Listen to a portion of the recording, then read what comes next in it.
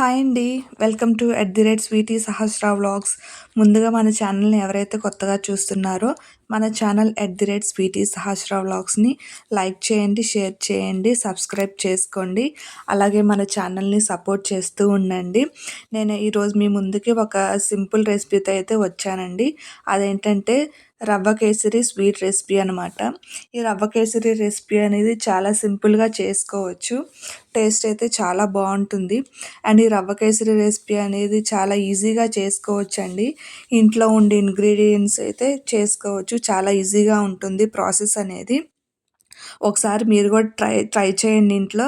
ఇంట్లో వాళ్ళు చాలా ఇష్టంగా తింటారు. ఇంకా లేట్ చేయకుండా ప్రాసెస్లోకి అయితే వెళ్ళిపోదాము. ముందుగా మనకు కావాల్సింది ఆహ్, ఉప్మా రవ్వ అండ్ షుగరు.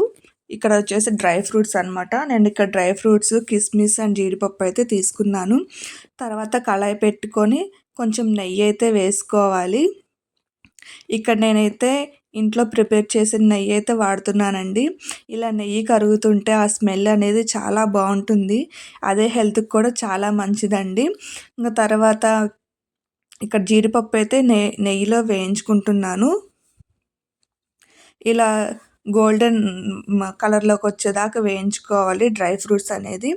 చూడండి ఇలా అయితే వేయించుకోవాలి. తర్వాత మనం అనేది రవ్వ అనేది వేయించుకోవాలి. అదే నెయ్యిలో రవ్వ అయితే వేసుకొని వేయించుకుంటున్నాను. రవ్వ కూడా బాగా వేయించుకోవాలి. రవ్వ ఇట్లా కూడా తిప్పుకుంటూ వేయించుకుంటూ ఉండాలి. రవ్వ ఎంత బాగా వేగితే మనకు స్వీట్ అనేది అంత బాగా వస్తుంది. ఇట్లా తిప్పుతూ కలిపుకుంటూ వేయించుకుంటూ ఉండాలి రవ్వ అనేది. అప్పుడే టేస్ట్ అనేది బాగుంటుంది. రవ్వ కూడా ఇట్లా గోల్డెన్ కలర్లోకి వచ్చేదాకా వేయించుకోవాలండి. ఈ రవ్వ కేసరి రెసిపీ అనేది చాలా ఈజీగా ఉంటుంది. ఎప్పుడైనా ఇంట్లో ఫెస్టివల్స్ కానివ్వండి, మనం ఈజీగా చేసుకోవచ్చు. చాలా బాగుంటుంది రెసిపీ. ఎప్పుడైనా పిల్లలు స్కూల్ నుంచి వచ్చేసరికి చాలా ఈజీగా చేసి పెట్టవచ్చు స్నాక్గా కూడా. ఇంకా తర్వాత నేను ఒక కప్పు రవ్వకి 4 కప్పులు వాటర్ అయితే తీసుకుంటున్నానండి. అప్పుడనేది క్వాంటిటీ చాలా బాగా సరిపోతుంది. నేను ఇక్కడ యాలకుల పొడి అయితే వేస్తున్నాను.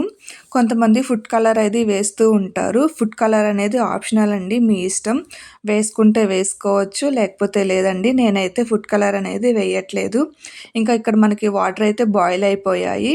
బాయిల్ అయిపోయిన తర్వాత ఉప్మా రవ్వ అయితే వేసుకోవాలి. ఇలా రవ్వ వేసుకున్న తర్వాత తిప్పుతూ ఉండాలి. లో ఫ్లేమ్‌లో పెట్టి తిప్పుతూ ఉండాలి. లేకపోతే రవ్వ అనేది ఉండలు కట్టేస్తుంది. అప్పుడు స్వీట్ అనేది అంత టేస్టీగా ఉండదు. ఇలా తిప్పుతూ ఉండాలి. అప్పుడే స్వీట్ అనేది రవ్వ అనేది ఉండలు కట్టకుండా ఉంటూ ఉంటుంది. మనం తిప్పుతూ ఉంటే ఉండలు కట్టకుండా ఉంటుంది. ఇంకా ఈ స్వీట్ రెసిపీ అనేది మనం ఎప్పుడైనా ఫెస్టివల్స్‌కి కానివ్వండి చాలా ఈజీగా చేసుకోవచ్చనమాట. చాలా త్వరగా అయిపోతుంది.